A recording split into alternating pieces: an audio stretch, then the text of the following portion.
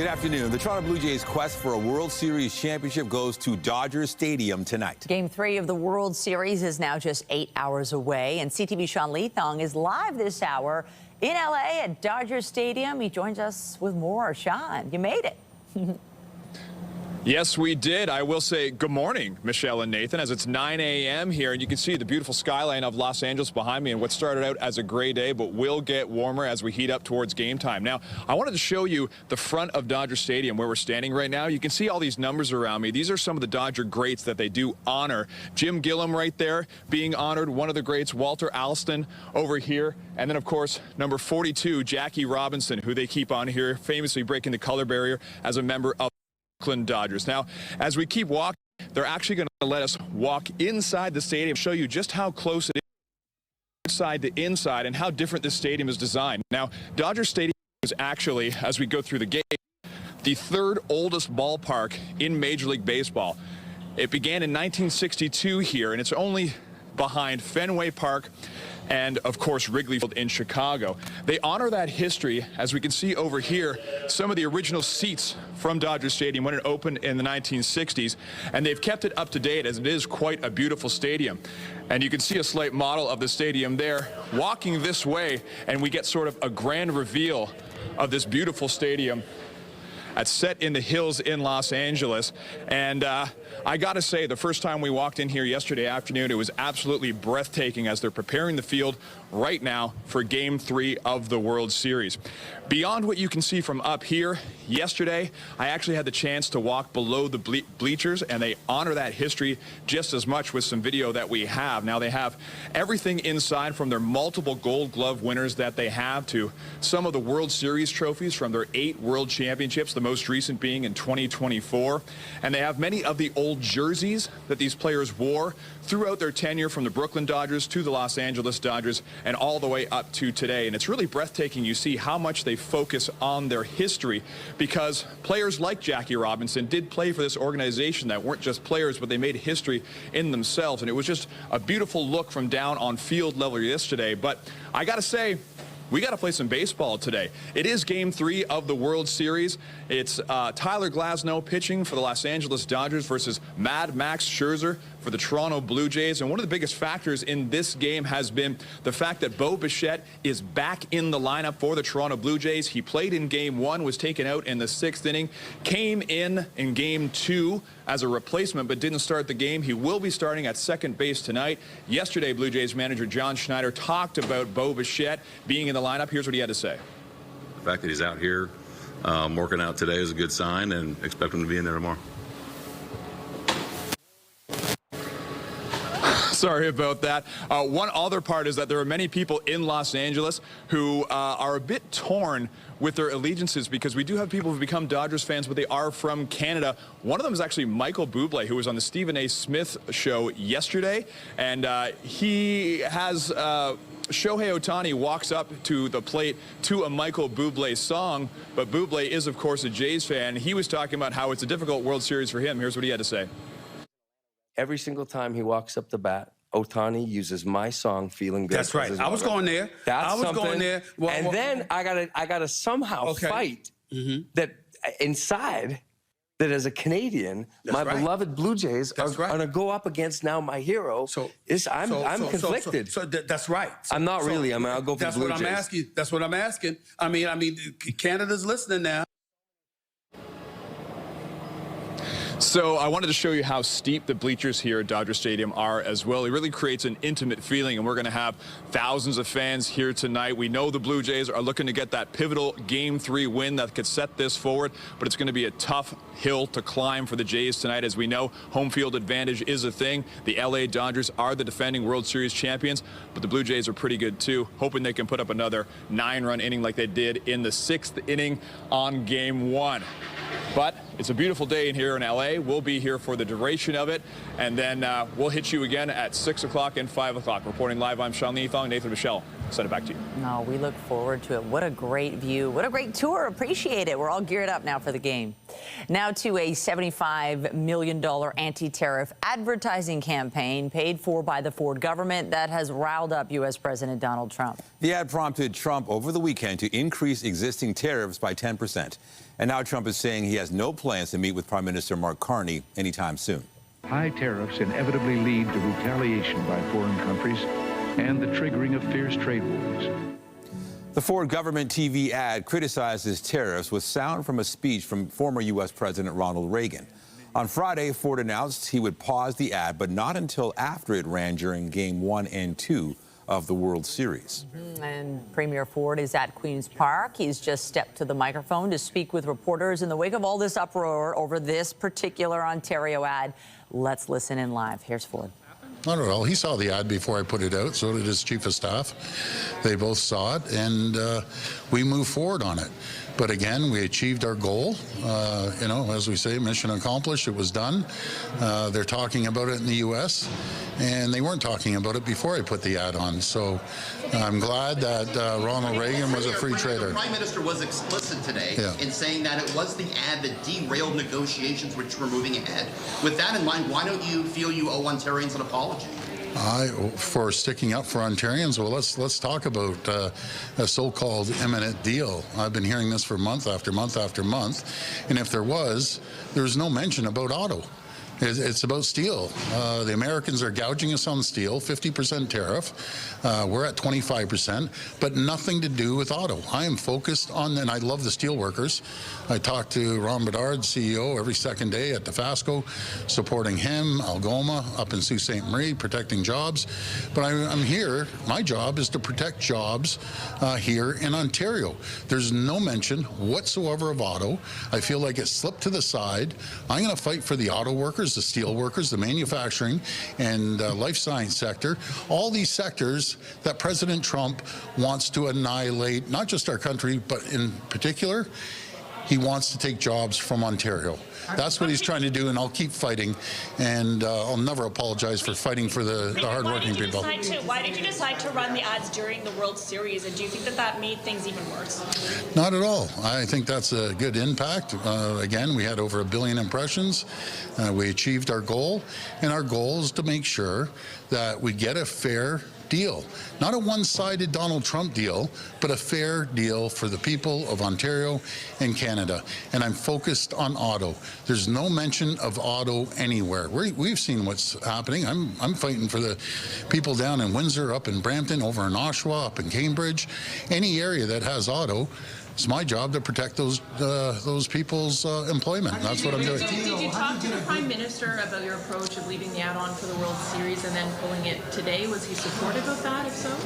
No, I'm not going to get into personal conversations that we had. He knew I was running it. I said it very clearly to everyone. I'm going to pause it on Monday, which we have. We have achieved our goal, and now let's get back to the table and sit down and have that conversation on how we're going to protect auto jobs here in Ontario. How do you get back to that? How do you get back? You referenced in the House that this was taking months and months. Yes. Are you frustrated with how long it's taking, and do you feel cut out from the heart of the negotiations? No, we play a critical role here in Canada. Ontario's the manufacturing powerhouse in the country, and when Ontario does well, so do all the other provinces and territories. I did have an opportunity to speak to almost every single premier. I think I have a couple in the territories I still have to reach out to, but my comments to them is, do you want to keep going?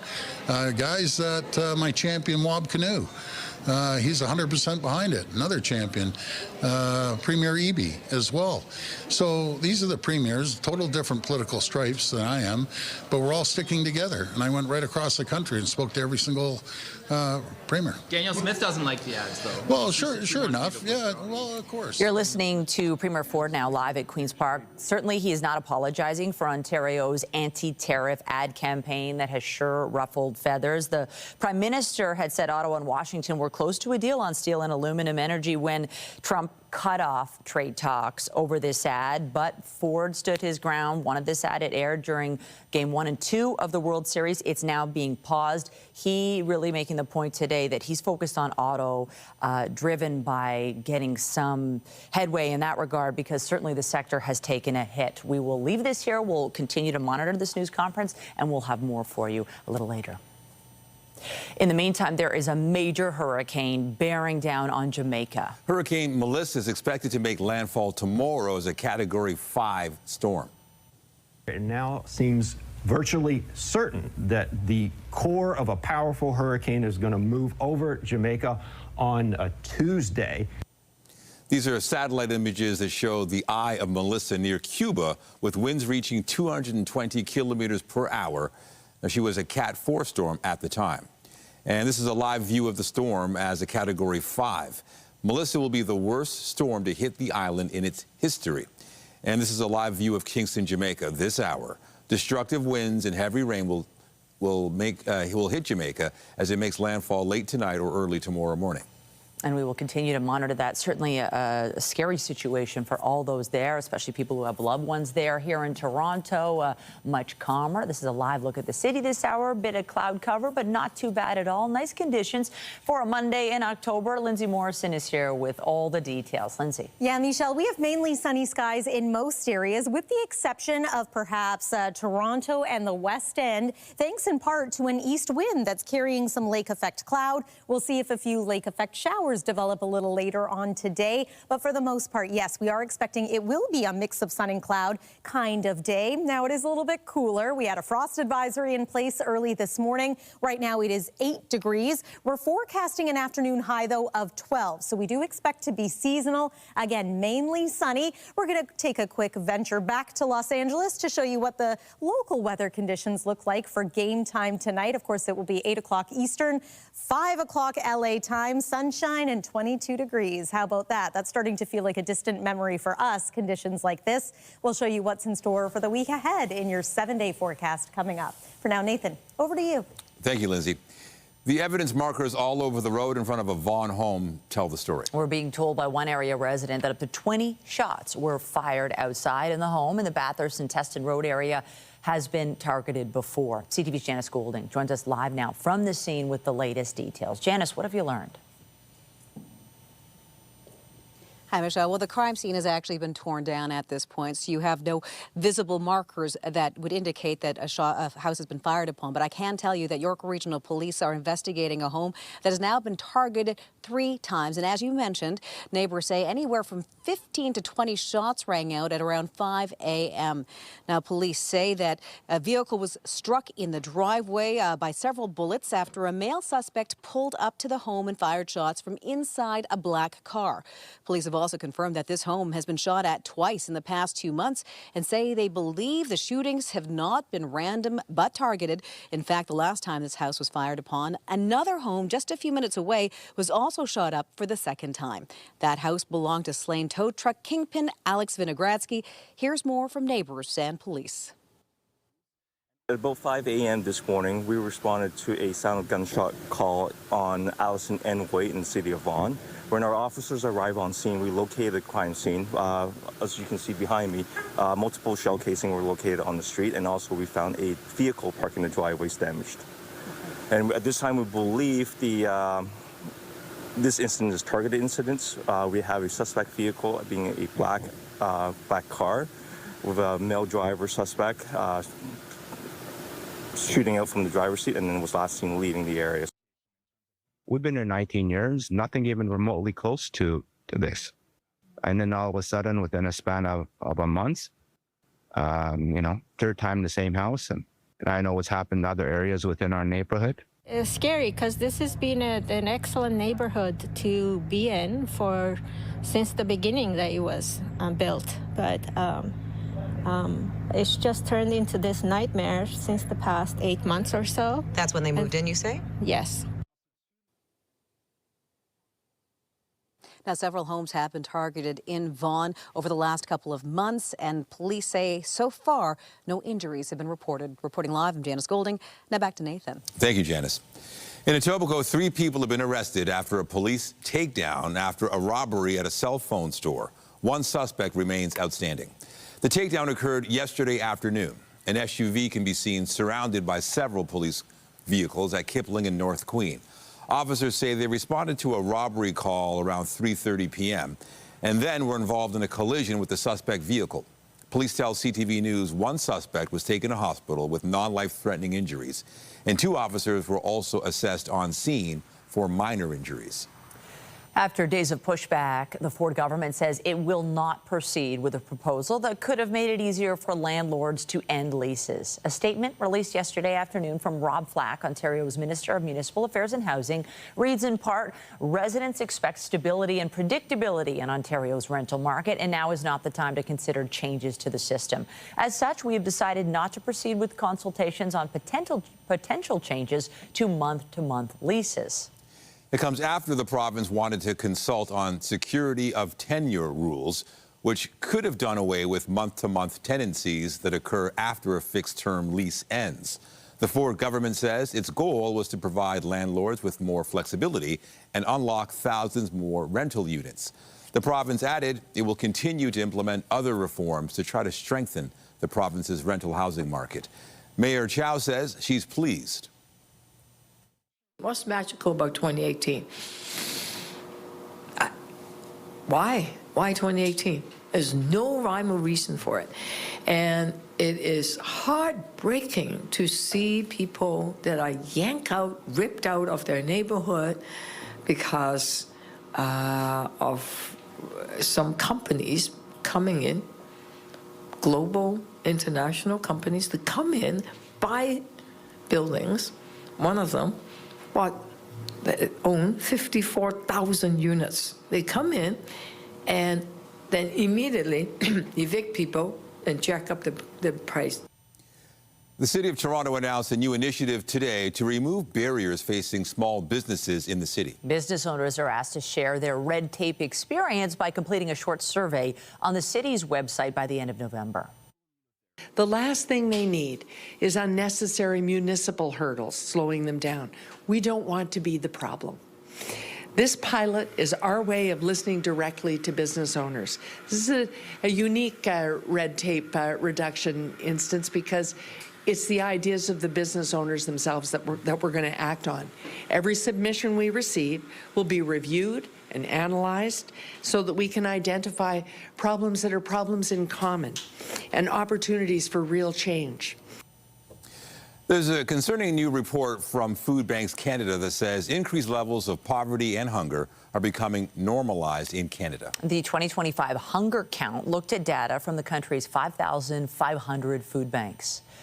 The report found 1 in 5 people who rely on food banks have jobs. The report also found across the country, 1/3 of food bank clients are children. Food Banks Canada is calling for legislative changes to tackle the crisis.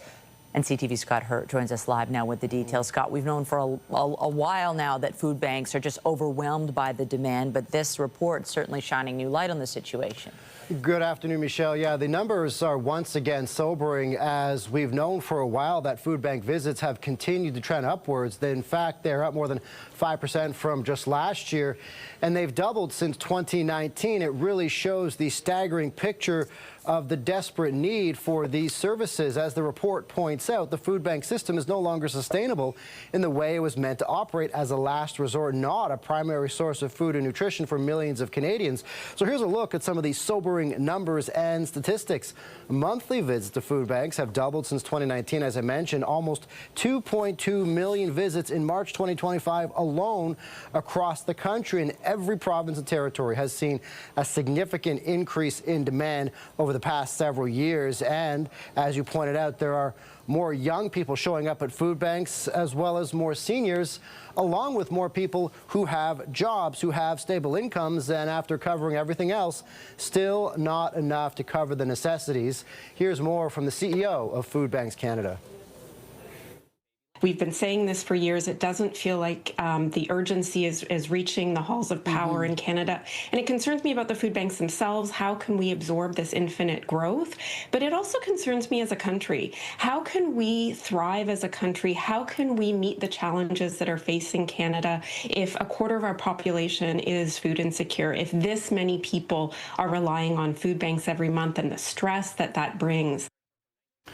We've talked about children, and it should be highlighted again because these numbers, of course, should shock Canadians. A third of visitors to food banks across the country are children. That's about 700,000 monthly visits. And, Michelle, that is up 300,000 from 2019. It's staggering. And you heard the mention there, this idea of infinite growth, the report calling for legislative changes. How might that help the situation?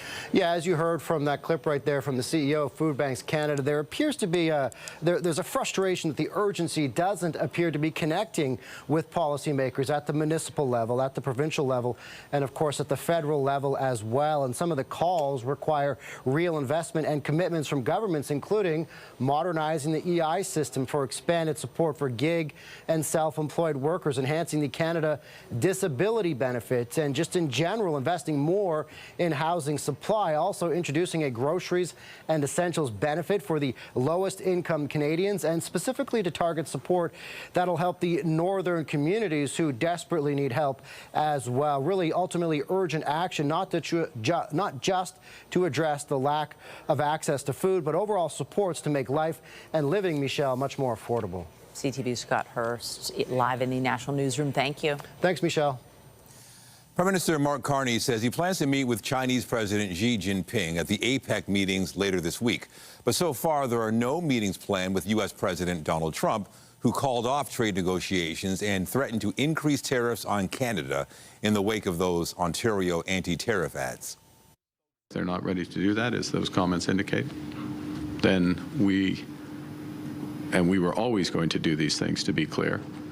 We're going to first and foremost build our economy, build it with generational investments, and you will see that not just the scale of the ambition, but the speed with which we put that into effect in the budget on November 4th, and continue to do what we've been doing over the course of the last few days and over the course of recent months, which is to build those other partnerships and deepen those other partnerships on which we're getting very much traction. Prime Minister Carney is pitching Canada as a reliable trading partner for countries in Southeast Asia, in contrast to the United States, which has dramatically upended global trading relationships. U.S. President Trump has called off trade talks with Canada and this weekend announced additional 10% tariffs on Canada as he continues to lash out over the Ontario ads featuring former U.S. President Ronald Reagan. And CTV's Colton Prale is in Ottawa and joins us live with more. Colton, it seems face-to-face meetings between Carney and Trump might not be on the table. What do you make of that? At this point, they're not. Donald Trump said so on Air Force One this morning. He doesn't want to meet with the Prime Minister anytime soon. He also reemphasized that he is very content with the way that things stand and the trading nature between the two countries. For Canada, this is obviously a significant challenge, and I think what it really shows is the volatility of the president when it comes to dealing with him. Mark Carney, when he was talking about the state of negotiations today in his press conference this morning in Malaysia, talked about very significant, specific, detailed, and comprehensive talks that were ongoing, hinting that they were actually relatively close to some form of relief package when it came to tariffs on steel, aluminum, and energy. And of course, those were the three things that were highlighted in the last visit to Washington, where we saw him and the president, and at that time, Donald Trump said Canadians were going to love what came out of these eventual discussions. So this is a challenge that exists for the Prime Minister. It's also a challenge because how do you get back to these conversations, even if the talks happen still behind the scenes? And that's not to say that they are, but even if they do, it's been very clear that Donald Trump is the final decision maker in the United States. And so as long as he is upset with Canada, and he was asked today, he recognized that this was a provincial advertisement, but still directed his anger at Canada and at the federal government as a whole. And so as long as that personal frustration remains in place. It really is a roadblock for the Canadian team. And so you saw Mr. Carney there talking about focusing on Canadians, focusing on the budget coming up on November 4th, and really just leaving the door open for the U.S. to come back when they're ready to do so. But publicly, it doesn't appear as though there's much that they're willing to do. It's also worth noting that we didn't see Mr. Carney condemn Doug Ford or condemn the ad itself. And Ford was just speaking moments ago to reporters, and he did announce or let slip that Carney and his team had seen the ad prior to it airing. He also says Mr. Carney did not reach out to him to tell him to take the ad down after the response from Donald Trump. So some important details there coming out today. And then finally, also, it's worth pointing out, the president has said this is going to lead to a 10% tariff increase, but he hasn't detailed what tariffs specifically are going to increase, when that's specifically going to happen. And he was asked on Air Force One what that date might be, and he just said, we're going to let them know. There is still a lot of details that need to come out here. It's very unclear the impact of this potential increase. And you even saw Doug Ford today in the provincial legislature and also in his press conference just now, doubting whether that 10% increase is even going to arrive. So with all that uncertainty, the Prime Minister is in China. What's his next move there? There, it's about creating a better trading relationship. It's not necessarily leaving that meeting with President Xi with a new trade deal or even necessarily dropping some of the tariffs. It's about creating a relationship that exists with China. This is one of the largest economies in the world that's been largely locked off to Canada outside of certain sectors. Obviously, there's been significant pains for Western provinces when it comes to canola because of tariffs there imposed by China. And so this is going to be something that the Prime Minister is looking to slowly rebuild that relationship. He highlighted a few areas where the two countries can work together. He talked about, for example, the movement of people and especially the movement of students and academics when it comes to travel between the two countries as somewhere where they can better operate, somewhere where there has been past relations that have been stronger in between the two countries. This is also a meeting that he's teased would be coming for quite some time. If you think back to September, when he met with the Chinese #2, they focused on a lot of areas of economic growth and then highlighted that a meeting between the two leaders was likely to come at the appropriate time. It seems as though the Prime Minister is saying this is the appropriate time, and you saw him on this trip really highlighting, and in recent days, highlighting the desire for Canada to increase exports to the rest of the world. He talked about doubling exports to non-American countries. If you're going to do that, China, India, those are economies that you need to have access to, and so this meeting goes a fair way towards establishing a better trading relationship between the two countries. All right, that's the hope. CTV's Colton Prail in Ottawa. Thank you. Anytime. Well, earlier today, we talked about Hurricane Melissa. The National Hurricane Center today not mincing words when they tell anyone in Jamaica not to leave their safe structures today or tomorrow. And here's why. Again, this is swirling as a very dangerous Category 5 storm. And as it makes landfall tomorrow over Jamaica, the eye wall of that storm could cause total structure collapse with the very strong winds. Also life-threatening storm surge, flooding and landslides expected too. Next, the storm will move across Cuba and eventually impact the Bahamas and Turks and Caicos as well. Of course, many people have loved ones in this part of the world. Some Canadians have travel plans. We will continue to stay on top of Hurricane Melissa and bring you the latest details. But we're also going to talk about your weather a little closer to home. A first look at your Halloween forecast is coming up after the break. When you see it happen, send it to CTV News. Text 10400 from your screen to ours. Text 10400. Well, weather not a factor for the team. They're on the road. They're in L.A. But for those who maybe are heading out tonight to watch the game, weather might be a concern. You know, I know. It's, I don't know. I'm still on a high from, we were at the game on Friday. It was so much fun. Saturday didn't go quite as planned, but it wasn't a blowout like, you know, like the Dodgers felt on Friday. So Absolutely. I think there's a lot to be excited for. But yeah, hopefully the weather isn't too bad. Yeah, well, the weather's going to be good in L.A. We know that much. The weather rarely changes there, so it's not quite as much of a factor. But yes, for anyone maybe heading out to any viewing parties today, outdoor or indoor, pardon me, your travel plans look to be okay. Condition-wise, we are expecting a mostly sunny day today with temperatures right around where we expect them to be. Weather is brought to you by the Presler Law Firm Injury Lawyers. You don't pay unless they win. So we've got sunshine today, but it was a little bit cool this morning. Overnight, our temperature dropped to about 2 degrees, and the result, yeah, some frost. So this was a golf course in Toronto today. You can see a little bit of frost on the ground. I think maybe a few people had their tee time slightly delayed as a result of this. Of course, it's that time of year where that can happen, and we've been pretty spoiled so far in October when it comes to the weather. Let's take another look at the satellite and radar. There is no rain to show you right now. Again, a little bit of cloud cover impacting areas like Mississauga, into Oakville, Burlington, perhaps the Hamilton area as well, and then extending westward toward Kitchener-Waterloo. Also, a little bit of cloud drifting in through portions of Muskoka, especially the eastern sections of Muskoka. All is looking pretty quiet, though, as we make our way through the next day or two here. We could get a little bit of a lake effect rain band off of Lake Ontario. And then there's a bigger low pressure system that we're going to watch for the second half of this week. So there's tomorrow morning. There's that east wind and a little bit of wet weather for Toronto. So that's early tomorrow morning, perhaps into the afternoon, drifting southward.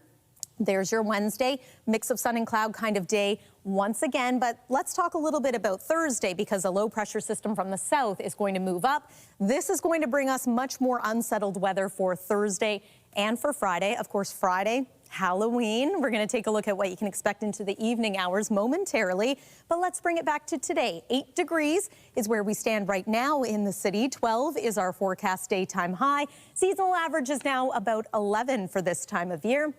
Your evening, as mentioned, if you're venturing out to any viewing parties or perhaps a restaurant to enjoy the game, you're not going to find that the weather is an issue. Overnight tonight, we're slightly warmer than we've been the last couple of nights. 4 degrees is our forecast low. We're not completely done with the risk of frost. In fact, your Tuesday daytime is seasonal. Tuesday night, the temperature is going to be around 2 degrees. So little snapshot across the province of what you can expect tomorrow. Again, mainly sunny skies, so that's something to look forward to.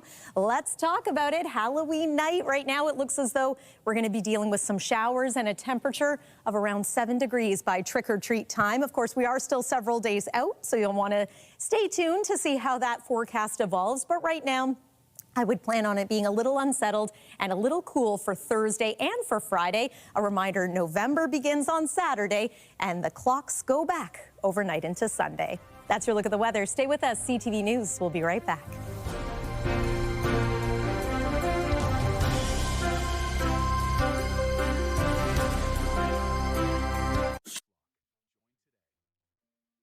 Canadians will soon have to be photographed when entering and exiting the U.S., according to new rules from the Department of Homeland Security.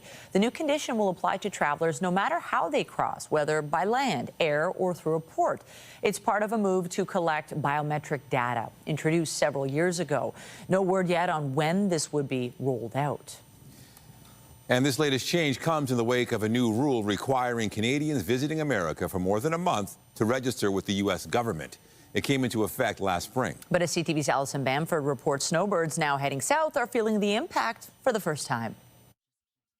Every fall, Brian Rose drives south to escape Canada's winters. He's spending 6 months in Florida like he has for the last 22 years. U.S. Customs has always been good to us. It's a couple of quick questions, couple quick answers. But this year, the snowbird was prepared for a lengthier process. He filled out documents ahead of time, wanting to comply with new rules issued this spring. The Alien Registration Act requires Canadians to register if they enter the U.S. by land and plan to stay for 30 days or longer. We got to the border here 2 days ago, and the guy says, all you need is a passport. We've been hearing about a lot of inconsistencies. Depending on the border officer and crossing, experts say some snowbirds might have to register at the port of entry, which could require their fingerprints, photograph, and a $30 fee. If they aren't asked to do that, travelers will have 30 days to register with U.S. Citizenship and Immigration Services. There's no cost to do it.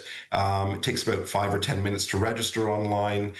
You don't have to be fingerprinted. You don't have any biometrics. You get a receipt and you carry that with you when you're in the U.S. One U.S. immigration lawyer says getting fingerprinted at the border has always been a possibility, but it's rare, and snowbirds should still plan to cross the border as they normally would. Treat crossing the border almost like a job interview. You're going to be respectful, you're going to be prepared, you're going to say please, you're going to say thank you, and you're going to make it easy for that officer. Snowbird advisory groups say they haven't heard of anyone being refused entry as a result of the new process, and with time, they're hopeful that consistency will improve at the border.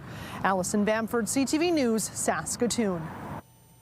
Dodger Stadium, where the Jays will be playing, has become a focal point for political tension. U.S. immigration officers have even been accused of trying to enter the stadium to make arrests. CTV's Adrian Goldberg is in Los Angeles with a look at the fear those raids are generating. A blue sky paints a picturesque backdrop above Dodger Stadium, though a cloud of controversy has hung over the greater Los Angeles area for months. Members of LA's Latin American community say they're being targeted by immigration and customs enforcement ICE agents. You're no longer a person. You're a goddamn devil. In June, the Dodgers confirmed that ICE officers tried to access the parking lot of their historic ballpark before being turned away. U.S. Homeland Security has denied the claim. Though there's no denying the brazen use of force in America's second most populous city. From Home Depots This is Downey Memorial Christian Church to church parking lots, U.S. President Donald Trump has maintained that American cities are being terrorized. We will not allow an American city to be invaded and conquered by a foreign enemy. Here in East LA, multiple ICE raids have taken place in recent months. More than 100,000 Latinos call this community home. Those we've spoken with say they're living under daily fears of being detained. Either start beating you up or pushing you to the ground. Alejandro Aceves is an American citizen. His wife just received her approval letter from U.S. Immigration, though she's still hiding from federal agents. She's had to lock the doors at work when ICE have been in the neighborhood. Yes, just wait and see what happens next. If they are legal or in the process of getting their paperwork, why are you singling them out? David Ivikovic, the chairman of Canadians Abroad in Southern California, admits fear has also spread throughout the expat community. All of a sudden, people are scared about, their social media presence and getting checked at the border. And people are living in fear. There is a fear that we've never experienced before. It's a tension that stretches from the Valley to East LA and beyond. You could only do so much. Pray, I guess. Because sometimes not even that helps. There's a sentiment, even a hope among those we've spoken with, that this World Series, whether in Toronto or here at Dodger Stadium, can be a catalyst to bring people together instead of driving them apart. Adrian Goldberg, CTV News, Los Angeles. Now to the boom in business for small businesses in Toronto, all thanks to the Jays' epic playoff run. CTV's Jessica Smith is following that side of things, and definitely the dollars are flowing amid all this excitement. Listen, Michelle, we are down here at Pro League Sports in Regent Park, and in the few minutes we've been here, it has been nonstop of people coming in, grabbing their gear, getting gear for friends of friends of friends. And it's all because of one person in particular, Tex Thomas. I want to ask you about what it was like, because you opened this store originally back in '91 over in the beaches. You've been here for about 2 years back in Regent Park. What has it been like for you over the past week or so? It has just been crazy. We've had nonstop customers coming in, trying to outfit their dog, their kids, pretty much everyone. We were speaking to some customers earlier that have known you, they said, for a couple of years. One said about 18 years. He's been friends of yours for a while, but he said he wouldn't do business anywhere else. He wants to come and support you. What has it meant to you to have people who drive out of their way? Because he's like, I don't live downtown, but I drove here specifically to support you. It's meant a lot. It's meant so much that I've garnered the respect of the community, that they would rather give me their money than give their money to a big box store. What has been the hottest ticket item? Because I know everyone's looking for jerseys, looking for hats, looking for the World Series patch on the stuff. But what has been the hottest ticket item? Well, our hottest ticket is this hat here. So this is the all-3 cap that the Blue Jays have been wearing for the last little while with the white panel. So this is a bit of a take back from the hat they wore back in 91 and in 92, 93. I know that they came in quickly. They were gone just as quickly. I heard that folks were waiting in the store, hoping for boxes to show up. Are we hopeful for more shipments? Because I know a lot of people are probably watching this thinking, maybe I'll just wait outside for a bit. Well, I put a call into New Era, so I'm hoping, keep my fingers crossed, that we'll be able to get something before the series is over. I know you've been a long-time Jays fan. What sparked your love for the team in the first place? Well, I was once an athlete, so sports has always been my DNA. And living in Toronto, how can you not be a Blue Jay fan? Okay, I have to ask the question. I know it's really tough, but do you have a World Series prediction? Well, I'm hoping that the boys will come back and win it in Game 6 on home turf, and all the fans in Toronto and across Canada will just go crazy, just like they did in 2019 for the Raptors. I can only imagine how exciting it is going to be. For you, do you have a favorite part of the season so far? Is it just making it to the World Series, or has it been kind of the whole thing all along? I would say the entire season. I mean, you don't just jump into the World Series. You have the start of the season, training camp, spring training, then to where we are right now. But it's a great feeling. It's a great opportunity for these guys, and hopefully they can bring it home. I feel good. Tex feels good. We're going to have more news and weather after the break. Go Jays, go! Go Jays, go.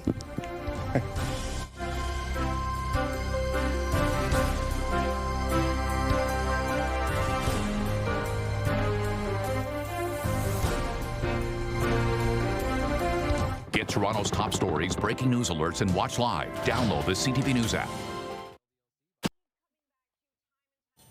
The Blue Jays last won the World Series all the way back in 1993 with manager Cito Gaston at the helm. And Gaston was behind both of Toronto's World Series winning clubs, including becoming the first black manager to earn baseball's top prize in 1992. And CTV's Heather Butt spoke with Gaston about the Blue Jays team's past and present.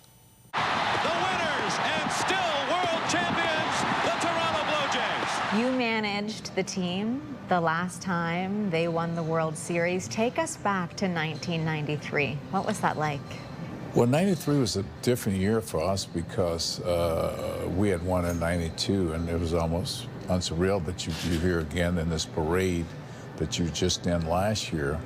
But the team was completely different. People have no idea that we changed that. We carried 25 guys. We changed 14 guys. We kept 11 players, and we came back and won again, that was so amazing. Talk to us about the team. How does it compare to the lineup back then? But this team never quits. It just keeps coming at you.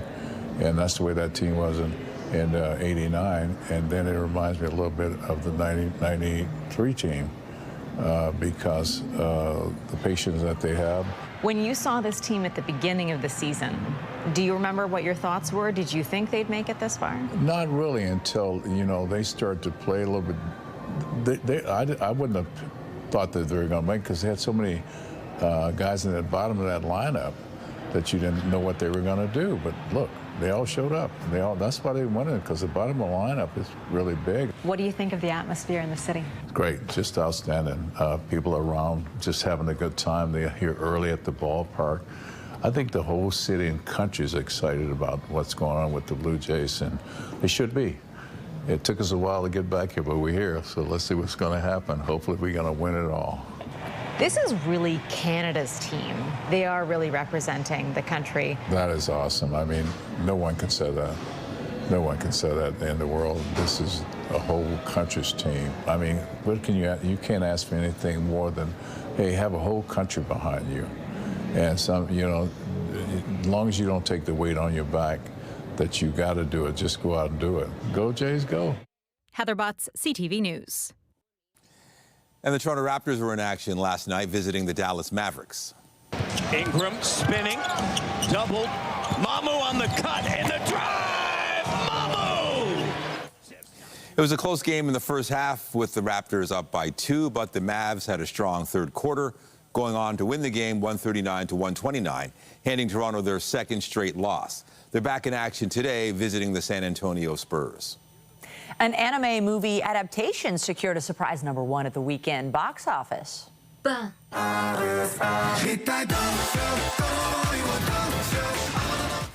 Chainsaw Man, the movie, debuted with $17.3 million US in ticket sales across North America. That pushed last week's #1, Black Phone 2, to a second-place finish with another $13 million.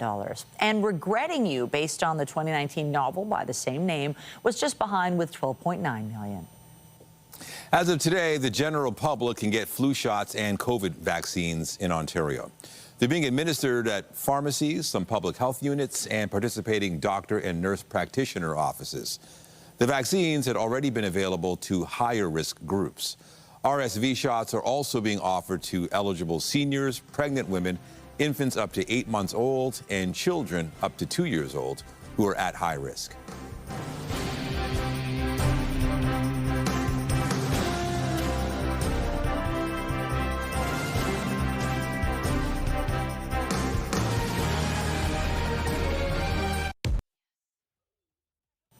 Ghosts and ghouls spooked their way to the annual Fright Fest in Barrie on Sunday. This was a free event in its 5th year, and it took place at Lampman Lane Park and Community Center. There was a haunted house, arts and crafts, the coveted costume contest.